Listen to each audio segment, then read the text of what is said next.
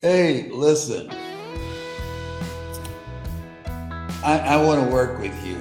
If you got a story to tell, the people in our community, ask them, anybody you know that's in hunger to speak, they'll tell you we have a good time.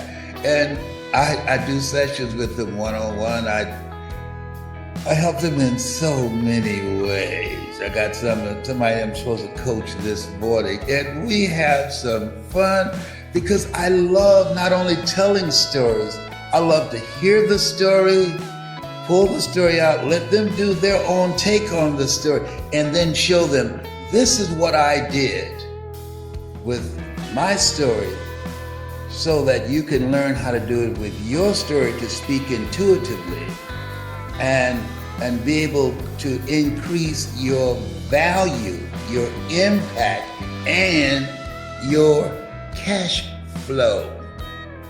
People say money won't make you happy, but it's right up there with oxygen. I want you to go to, if you're ready for something different, if you're ready to transition out of what you're doing now into something that you love, I want to ask you, if you knew you had 6 months to live, would you continue to work on the job that you're working on? I know a lot of people say, no, if you had 6 months, now you don't know how much time you have, but if you had 6 months to live. Now, if you ask me that question, if I had 6 months, y'all know what I would say. I would still speak.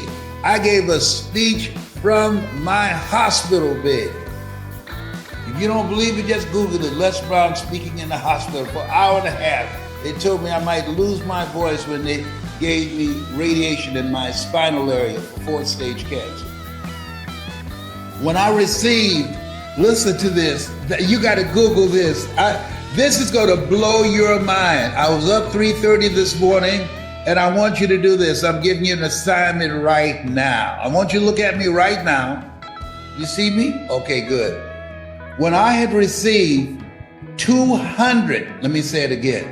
When I had received 238 radiation seed implants for prostate cancer. 238. I've never met anybody or heard of anybody who received more than that. The tumor was so large. I gave a speech 4 days later. You know what the title of the speech was? You are more powerful than cancer. No matter how much I weighed then, 165 pounds. If you go to Les Brown, you are more powerful than cancer. I was giving some students instructions on how to do a video and make it informative and engaging. And the guy in the studio, he was so enthralled, I was just going to give them like 5 or 6 minutes instructions, and he kept motioning me to continue. And so I ad-lib and continued to talk. Unbeknownst to me, his wife had breast cancer. She had given up, and he wanted to take that recording home to his wife, who was still here. And that was over 29 years ago. All right? And so, but I want you to look at me. I mean, I look like a skeleton, but I was fine though. I won't get my sexy back. I'm a fat boy right now, but I won't get my sexy back. Yeah, I got my little cheeks. Yeah, these little cheeks. Mama would love these cheeks. But they going. They going. They gotta go. They gotta go. They gotta go. All right. Listen, laughter is important. It boosts your immune system. 1 minute of laughter boosts your immune system for over 24 hours. You get through watching me, you won't get sick for 30 years. 1 minute of anger weakens your immune system for 4 to 5 hours. I studied psychoneuroimmunology.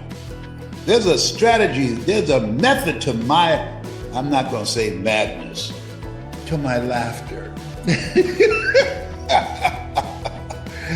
If you're ready to do something new, like a lady called me, she said,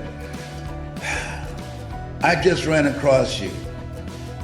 I knew nothing about you, but I've just been watching you on YouTube, watching you speak in the Georgia Dome. Can you teach me how to speak like that and command an audience of 80,000 people? I said, yes, that's what I do. She said, oh my God, I want to learn how to do that. Can you help me have the confidence and not be fearful? I said, absolutely.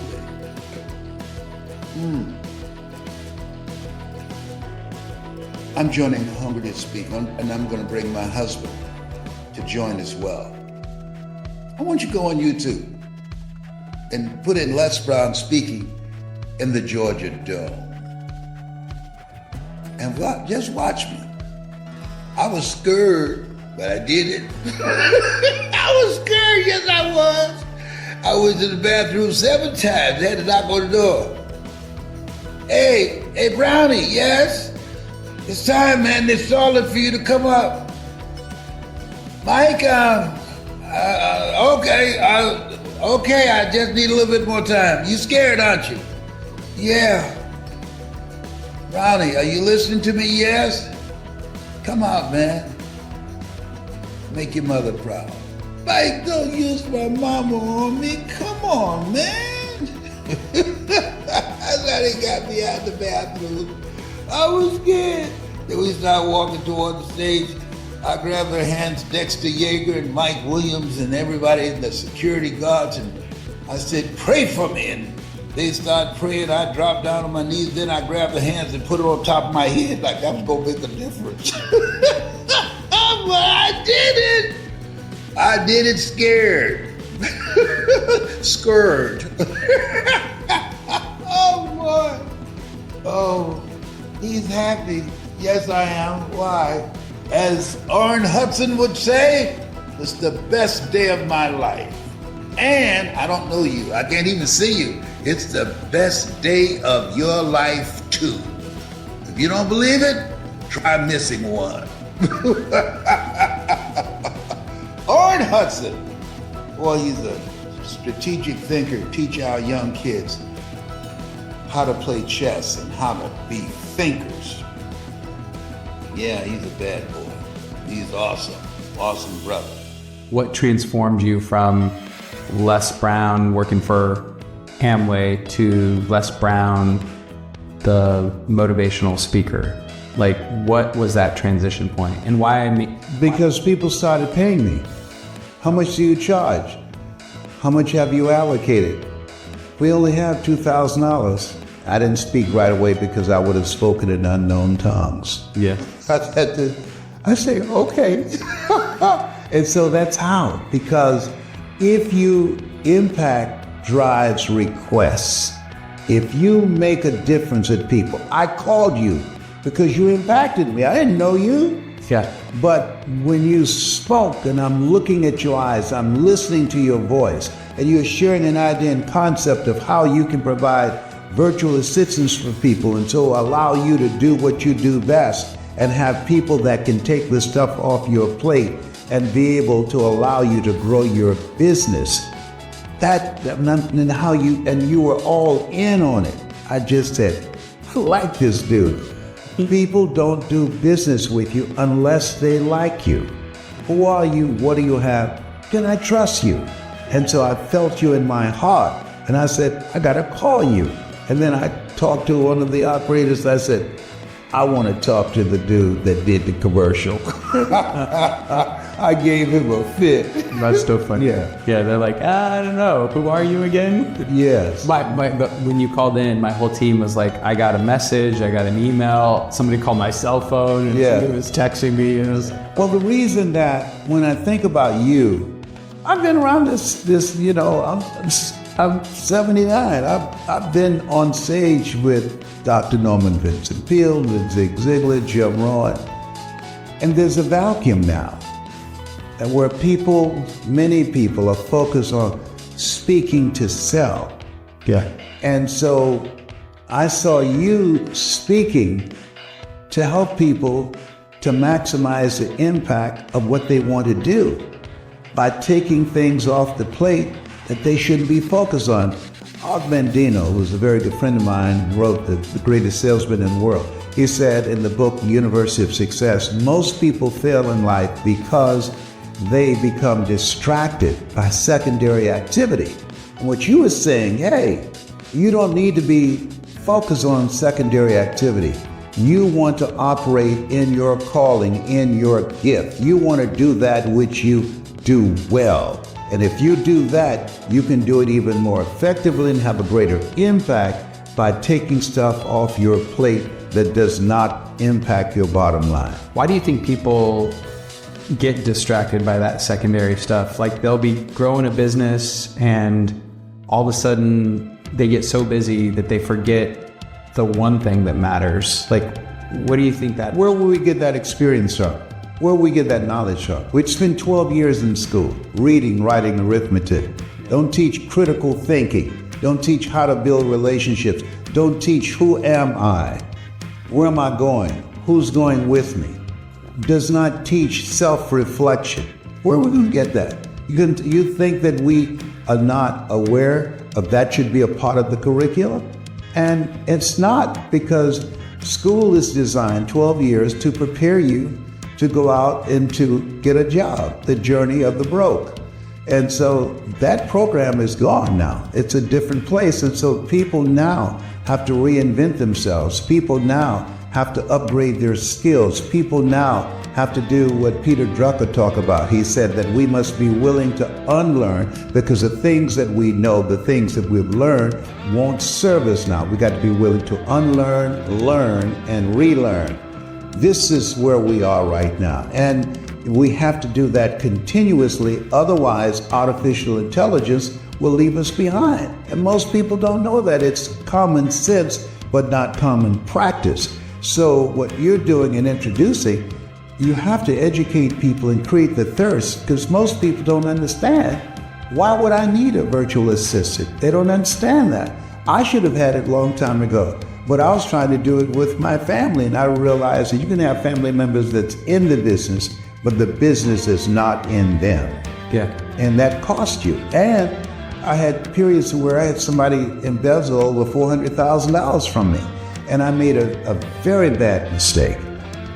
I gave a person a position who was nice, who was honest, but did not have the skill set. So my volume of impact of $5 million dropped dramatically to $1,600,000, because I spent a long time playing not to get hurt.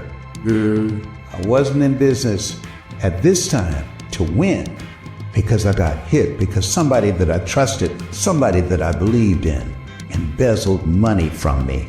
And I said, this is not going to ever happen to me again. I'm going to hire somebody that I can trust and that will have my back. But they didn't have the knowledge, the skill set, and the mindset to be an asset to me, to take me to the level that I wanted to go. I had to agonize many nights over not breaking down and calling this guy and saying, look here, I'm sorry, I'm fired you. I know you took my money, but can you next time just don't let me find out? I mean, so many nights I wanted to call him and say, I'm sorry. But I had to figure it out. Yeah. And get some other strategic partners. But when you're on the road, and I was speaking sometimes 5-6 times a day. Wow. Where you go into a city and you speak for a breakfast, then you speak at lunch, then you speak in the afternoon, then you speak at an early dinner, and then I'll be the closing speaker, because we will have 2 to 3 areas geographically where things are going on. Yeah. And I was doing this tour called Millionaires in Training. Donald Trump was a part of it. Oh, wow. Yeah, and so I was the closing speaker on those events. And so I'll never forget the last one I did. And when Donald Trump showed up at lunchtime, people just packed the room. And so when he finished, there were people just following him to leave. So I said to the promoter, he said to me, I don't think anybody's going to be here this afternoon. Do you still want to speak? I said, yeah. I said, can I have the microphone now? He said, yes. I said, excuse me, while you're running out to talk to someone who had an allowance of $5, at age 5, of $300,000, who had a father who financed everything he did. You want to smell his breath. You want to follow him. Unless you got that kind of allowance on a monthly basis, unless you've got a father that's got that kind of money, unless you have that, go ahead and follow him. I've made my first million.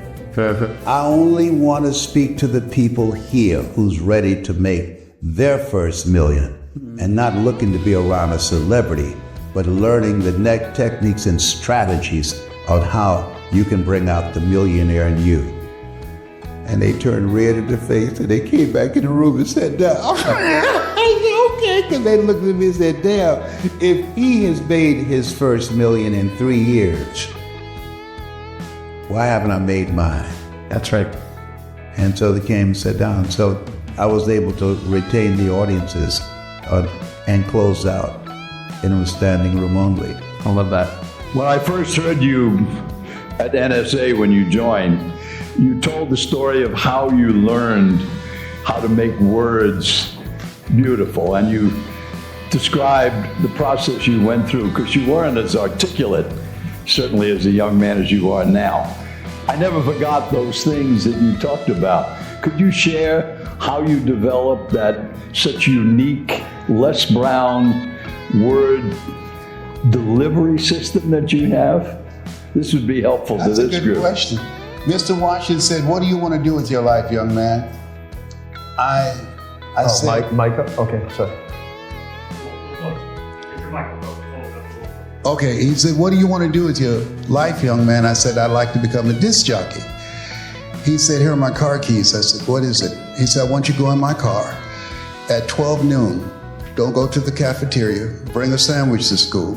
He said, in order to be successful, you must be willing to do the things today others won't do in order to have the things tomorrow others won't have. I want you to listen to a guy named Paul Harvey. He's the greatest communicator in the world. He does a program at 12 noon called The Rest of the Story. So at lunchtime, I would be in his car and the air conditioner going, eating peanut butter jelly sandwiches and listening to Paul Harvey, who said, good day. And I studied Paul Harvey. I watched Billy Graham. I turned the volume down. I watched his eyes. He was very intense with his eyes. I studied Zig Ziglar.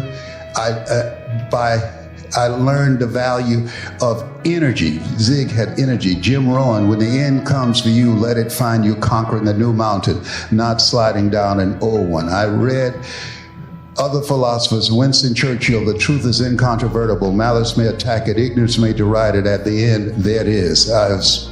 When I train speakers, I say to them, you must be a perpetual learner. As soon as your audience knows as much as you know, they no longer need you.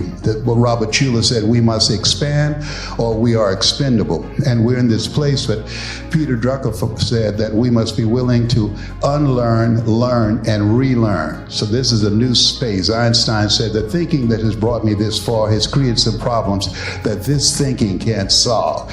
So I wanted to make, Mike Williams said, Brownie, you must study and you must be, I don't want to train you to speak in a niche. I want to train you to speak to the world. Because when I told him I wanted him to be my coach, because I saw him speak and he was so captivating and had humor and quotes and well-read. And I said, man, can you teach me to do what you do? He said, yes. So I said, great. And then he asked me a question. James, who you want to speak to? I said, the NAACP, the Urban League. All of a sudden the phone went dead. I said, man, we lost the line. He said, no, we did not. I said, what happened?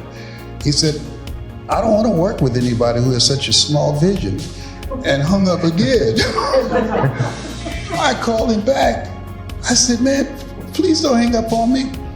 He said, what do you want to do? I said, I want to speak to the world. He said, okay. Then we got some synergy. It's a good fit because you can. I don't want you to see yourself as Les Brown, LB, Triple P. Les Brown, your platter playing popper. There were none before me and there will be none after me. Therefore, that makes me the one and only. Young and single and love to mingle. Certified, bona fide, indubitably qualified to bring you satisfaction and a whole lot of action. You're not just a disc jockey. I want you to empower and change people's lives. You got that in you. I say, thank you, Mike. Sometimes you, and this is, write this out, sometimes you have to believe in somebody's belief in you until your belief kicks in. Does that make sense? Mm-hmm. I think that is part of the key, is the ability, being around people that believe in you oftentimes more than you believe in yourself. I mean, you talk a lot Absolutely. About that in your book. And I mean, I would not be, I don't think I'd be where I'm at with addiction recovery had I not met many individuals that somehow, when I'm talking my way out of any level of living a functional life, even surviving, is having people, you can do it, you can do it. And I think the difference though is when it's puffery versus it really penetrates. Like real nutrition versus, Absolutely. Where's Michael Burnoff? Michael Burnoff's somewhere in the building. I think he's downstairs. Yeah. But I want to say thank you. When my issue dealing with the drugs, and I knew what your passion was, you got to have somebody that you can talk to and you can be transparent with and share things about yourself and know that they won't judge you. And so I knew when I called you and told you that I was addicted to drugs, you wouldn't say, you Les Brown, you're the motivator. How in the hell you get hooked on drugs? You didn't judge me. I say to speakers, who you are behind the words are far more important than the words that you speak. And so because of your compassion, when I'm training and working with speakers, I work first with the messenger, and then the message, and then the delivery. Because if it comes through the words that you speak, it comes through when you're speaking, that people can feel you or they can just hear you. And they hear you in their heart. But if you want to change an audience or change a person, you have to acknowledge that people are asking 3 questions when they see you. Who are you?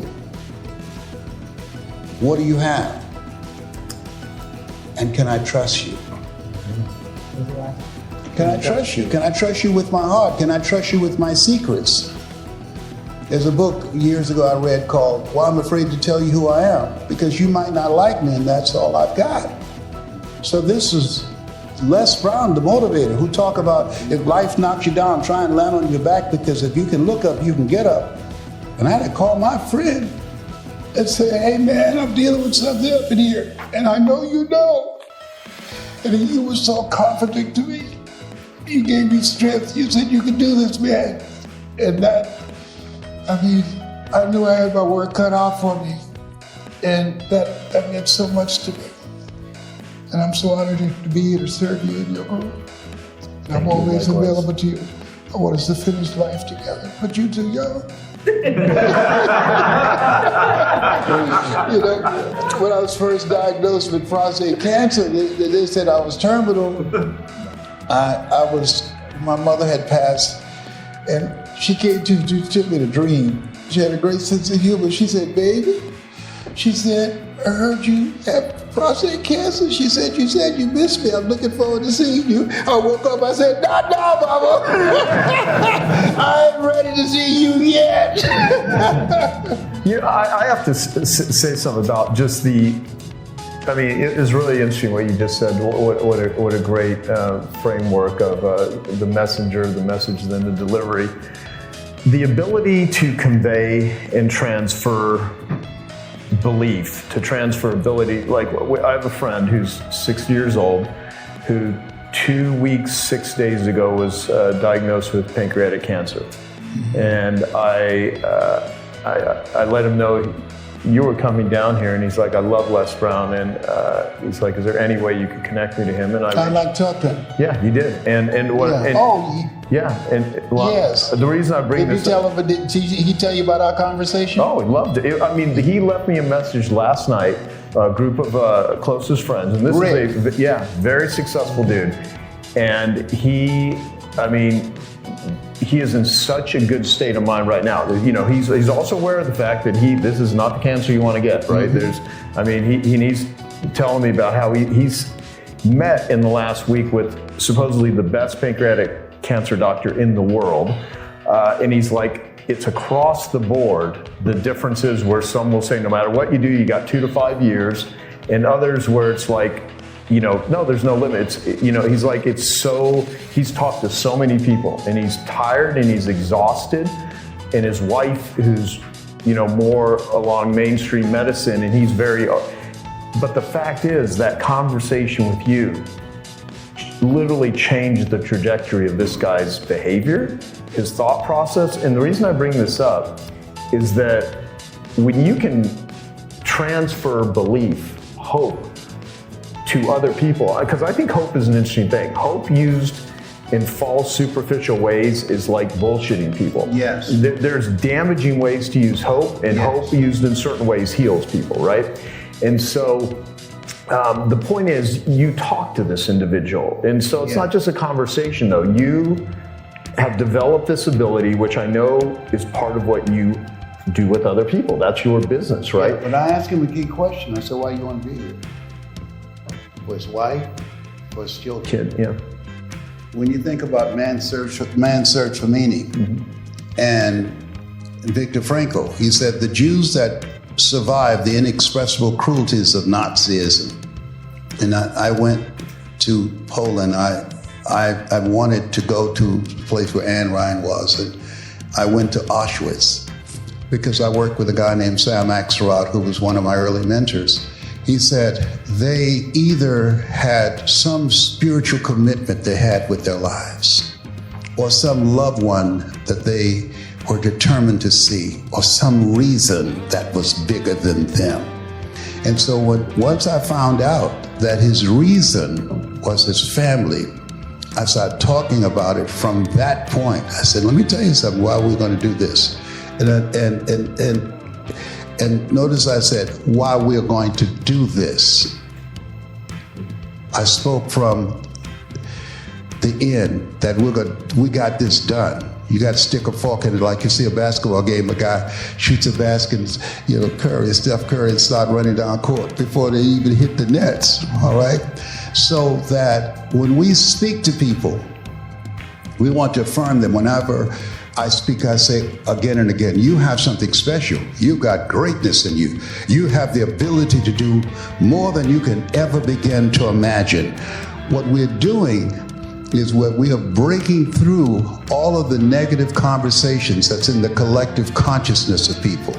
Your passion, your energy, and the words that you use will dismantle and open up their mind where they begin to see. I want everybody to repeat after me, please. It's possible. It's possible. I want you to write this. I want to show you a model that you can use in any type of situation. So if you go get brought in to speak at a corporation, first you want to do a needs assessment, find out their mission statement, and find out what is it they're looking for. And then what I do at the top of your speech, what you want to do is paint the picture of what they say their goals are in their mission statement, and say it's possible as you begin to look at the Genius Network, the goal and objective of changing the planet, of operating out of the thinking that as we face inevitable death, one day we're going to leave here. What in the meaning and purpose of our lives that will not be undone or destroyed when we are gone. The people that come here, the Genius Network, I want to say to you, Mr. Polish, that those people will be transformed, and the people's lives that they touch, they will be transformed, and this will have a rippling effect into the future that you don't get to see. Let us say together, it's necessary. It's necessary. That as you decided to do this and get involved in doing the greater work, greater is he that's in you than he that's in the world, that you decided, I got to do this. You got to, can't help it. That you said to yourself, I want to live a life that will outlive me. I've had a defining moment in my life that I'd lost myself in drug addiction, and then there was a defining moment that I said, this is not me. And I died to who Joe was then to give birth to this Joe that you now see. And I decided it was a non-negotiable with my life. I want to live a life that will make an impact. The things that I've gone through will not define me. They will refine me so I can live a life of contribution. Let us say together, it's you.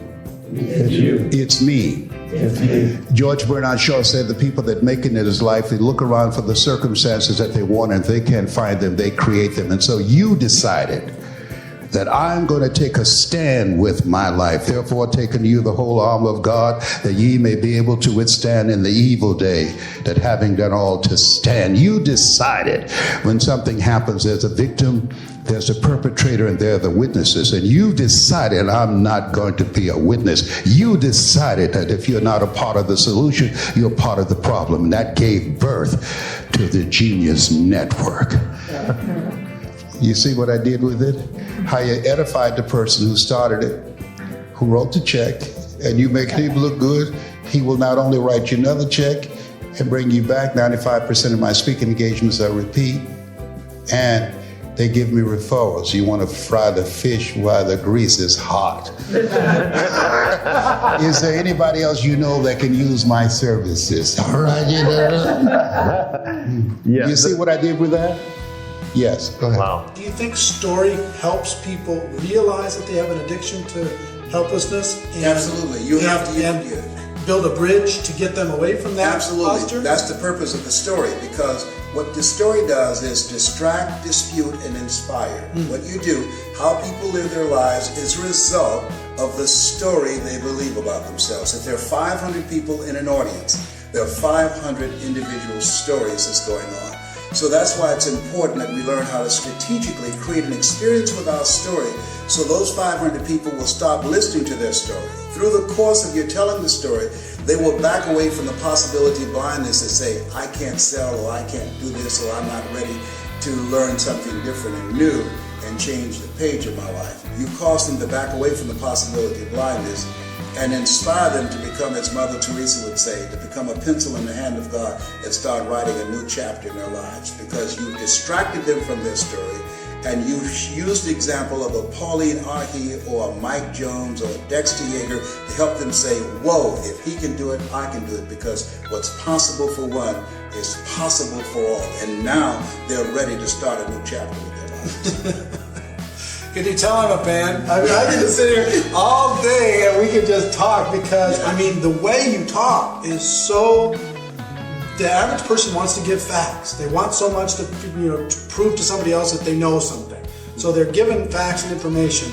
And through your stories and through the quotes that provide third-party validation, Yes. that lets them know it's not just your opinion. It's other smart people have had the same opinion in the past. Yes. It's so masterfully done, and I hope you're getting a lot of tips here. And I hope as we're done with this interview, we're not done now, but when we're done with it, then you start to practice your story. That's you start to, tell your story to your dog and tell your story to your It gives kids. some coaching, because you can't see the picture when you're in the frame. You have to, this Les Brown that you now see, I didn't know he existed. I mean, I used to be a different person, but a guy named Mike Williams, he interrupted the story in my head. He said, Les, you can do more than be a disc jockey. What do you mean? I'm LB, Triple P, Les Brown, your platinum playing papa. There were none before me, there will be none after me. Therefore, that makes me the one and only. Young and single, love to make a certified, bonafide, duly qualified to bring you satisfaction, a whole lot of action. I had to kill him all. Bam, bam, bam. He said, Les, you can do more than be the MC at the Bottoms Up Club and the Pink Pussycat and the Jamaica Club. You can talk to corporations and organizations. I said, what would I talk to them about? I don't have any college training. He said, Les, all of us are born the same way, dumb, naked, and speechless. You can learn. Okay, and so because of how he communicated with me, He created a thirst. One of the things I say to people, particularly when you come into this business, if someone has recruited you into this business, they saw something in you. And one of the things I strongly believe in, why Mike is still my mentor to this day, Mike Williams, and that is that sometimes you have to believe in somebody's belief in you until your belief kicks in. So whoever invited you into this business, they saw something in you. And if you don't see it, it doesn't matter that you don't see it, because eye has not seen, ear has not heard, nor has entered the heart of mankind what God has in store for you if you say yes to your dream and yes to the opportunity that the multi-level marketing industry can afford you. Can afford you. Yes. I love it. Since we're there, right before we came on today, I was talking to him. You want to tell them the story about the 99-cent store, the dollar store, the Walmarts? First of all, yeah. First of all, he's still in diapers. I'm 72. Yeah. All right. I served at the Lord's Supper, so let's get that straight. I'm an old guy. When he was 15, I was being born. All right. Yes. And I believe that you're never too old to learn and you're never too young to teach, and that's why I admire you, and that's why I have no qualms about asking you to mentor me in this next chapter of my life, because I'm not through yet, and there's much more for me to do. And I was talking to you about your model, going Our from business competing, his business model, competing with dollar store all the way up to thousands of dollars. And that is so brilliant. One of the things, when I read the book, Alvin Toffler, Future Shock, and he talked about the fact that when we go from a domestic economy to a global economy, an education economy, the things are going to change, and it will be a time where people have to think and have to be creative and find ways to do what they do in a far more effective way, do more and do it faster and with less resources and manpower. You have mastered that, and you're teaching others how to do it. We learn, we earn, and we pass it on. And that's what I admire about you, that you're passing it on. It's not just about you, but you're building a legacy and empowering people who will go into a future that neither one of us will see, that will take it to the next level. And that's exciting. How many speaking gigs have you done around the world? Any idea how many stages you've been on, Les? The legend, Les Brown, is in the studio. I'm so I've excited. spoken to as many as 80,000 people. If people go online and put in Les Brown speaking in the Georgia Dome, Yeah. and the speech is called "It's Not Over Till You Win." Dexter Yeager from Amway, he put that event together. The largest gathering of entrepreneurs. That was the largest audience of over 80,000. Last year I spoke in Poland to over 25,000. That was a very powerful gathering. But I've spoken in so many places. How many times? I know you've been in Miami 4 times in your entire career. In my entire career. Only 4 times, by the way. Only 4 times. Yeah, and I was born But you in grew Liberty up here, City. right? Born in Liberty City, an abandoned building with a twin brother. We're adopted. I'm a twin. No, you're not. Identical twin, man. Well, we're fraternal twins. Okay, And so, okay. he looks like my son because I use mascara to cover my gray. There's no shame. I put her on stage, all right? Okay. Yeah, so Wesley and I were adopted by Mrs. Mamie Brown. She had a 3rd grade education. She worked on Miami Beach for wealthy families. And my dream, as we were coming up, was to buy her a home. That's what drove me. And one of the families that she worked for, Mrs. Swiderski, used to listen to Earl Nightingale, The Strangest Secret in the World, and Bill Bailey and Glenn Turner. And that was early stages of cultivating my mind and my thoughts. The Strangest Secret in the World. Okay. That was the first motivational message that I heard that sold over 1 million. He was an insurance executive, and he created these motivational messages for his insurance agents to listen to. And their performance began to increase. He had just an incredible voice, and I loved his voice and his content. And then I ran into Jim Rohn, and he worked for a guy named Bill Bailey, had a company called Best Line Products. And I heard Jim speak. I was fascinated by him and Bill Bailey from Louisville, Kentucky.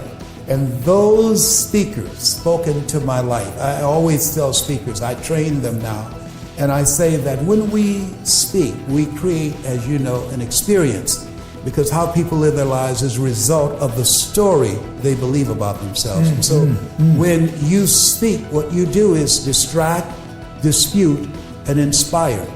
You distract them from their story with your story. Through the strategic execution of your story and the things that you have learned and the failures and the setbacks and the victories, you dismantle their current belief system and inspire them to become, as Mother Teresa would say, to become a pencil in the hand of God and start writing a new chapter in their lives. Distract, dispute, and inspire. We create an experience. And I believe that the reason that many speakers aren't able to do what we do is they feel that information is important. And I can tell you unequivocally that if information could change people, everybody would be skinny, rich, and happy. Yeah, that's right. Yeah. You hear what he's saying, okay? Yeah. He's talking about the dismantling of the old story that you're telling the world, okay? Yes. And some people have the ability, the magical, miraculous ability to do that. This man right here has it. You have it too. Thank you. I've been watching you. I said, you can't sneak up on the old man. I said, look at him. You think you're going to have Bush feet? No way. Me and Les Brown are going to be working together. Yes. March 17th, 18th, and 19th, right here in Miami. He's only spoken here 4 times in the world. You've probably been to Europe more than 4 times. Oh my goodness, yes. I've spoken in Poland, in Johannesburg, South Africa, in Australia, in London, England, and Hong Kong. I've spoken all over the world.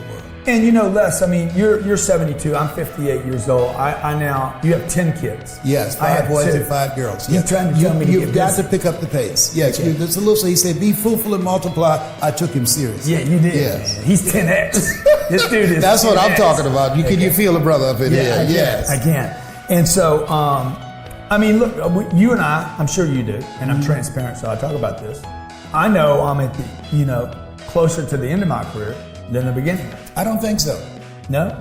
No, because part of delivering this message, when you're in alignment with your purpose, I believe that gives you more time on the universe. Just look at me. I'm 72, but I don't look it. I don't have a 72-year-old energy. And there's a difference between that physiological age and that spiritual age. And I think when you're in alignment and doing what you're supposed to do that pleasures God, that it keeps you young. You have the energy of a 20-year-old. That allows you to be. But I mean, there's going to be a time when you and I are not live in these bodies on a stage. Without any question. Okay. And I'm not looking forward to that. Les Brown, stay with me. We'll be right back for Power Players.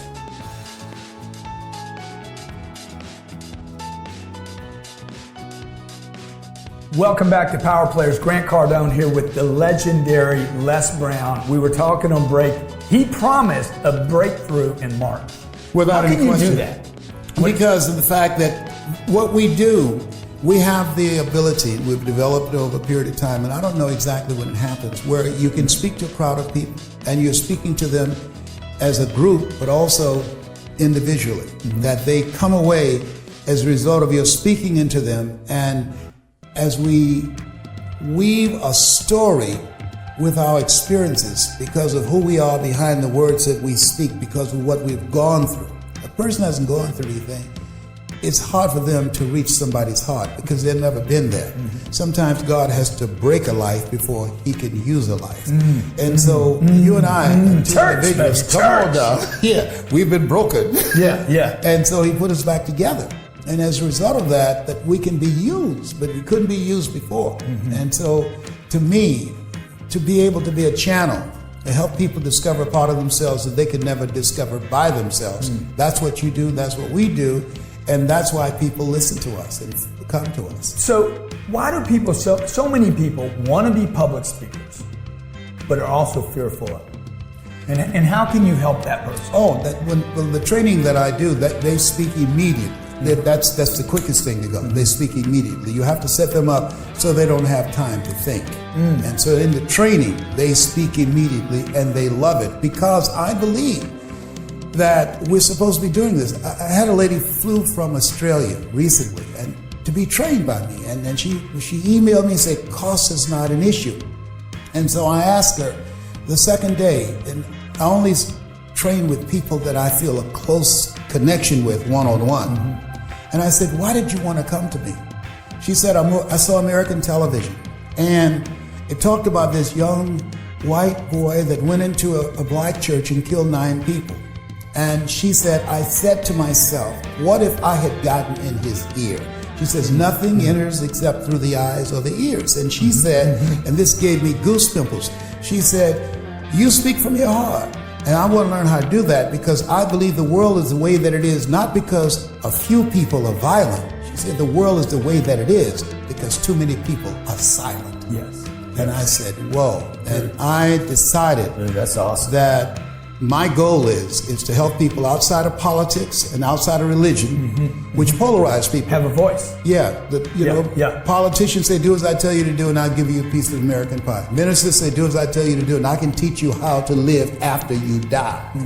And our goal is teaching people how to live right here, right now, because the difference ultimately between what we do and what ministers do, they preach the gospel about Jesus. We preach the gospel that Jesus preached. They sell the messenger, and we sell the message. And so as a result, we can empower people to take charge of their lives and begin to create a new story, to write new chapters with their lives. So like Les talked about the lady from Australia that says it's not because of the violence, but because of the silence. Yeah. I think most businesses fail. Most brands never make it. Most people never reach their greatness because they don't know how to tell their story. Yes, that's major. What will you be sharing with the audience? Because look, man. Let me just share with you why the story is important. important. Yes. Why the story is important is because when you speak, if you're selling, you're an entrepreneur, you got a product, you have an expertise, knowledge is a new currency. People are asking 3 questions. Who are you? What do you have? And why should I care? And so if you don't answer that, because we know people do business with what, why? Who are you? Yeah. What do you have? And why should I care? People do business with people they know, like, and trust. And when you can answer that, now you're building a rapport and a connection that creates a possibility where you can do business together and help each other go to that next level. Guys spoken all over the world. Emmy Award winner for fundraising for public broadcasting. Yes. Fortune CEO, Fortune 500 CEOs all over the world, small business owners, nonprofit, community leaders. You have truly, you're an inspiration to me because you sit out in front of me and give me like what is possible. Right? Yes. So you've really been an inspiration to me. And, Thank you so much. And I know millions and millions of others. I look forward you've to done the same for me, and you play it down. You're so humble. No. I'm not humble. Yeah, I'm not a humble man. You just humble bread. No, but I ain't going for it. I am not a humble man. He's going to speak on Saturday, right? Saturday, yes. Saturday. And this is But you got to come me. in the night before, man. I will come in the night before because I live here now. Okay. Good. So we're going to have a yacht party. Can you swim? Yes, you can't be in Miami and not swim. I've met so many people here that can't swim. I'm like, dude, what are you doing? Yeah. Like, what are you doing on planet Earth? There's 2/3 water and you can't swim. They won't be around too long. Yes. Les Brown, folks, a legend, okay? If you don't have his book, Laws of Success, okay, go get that book today on Amazon.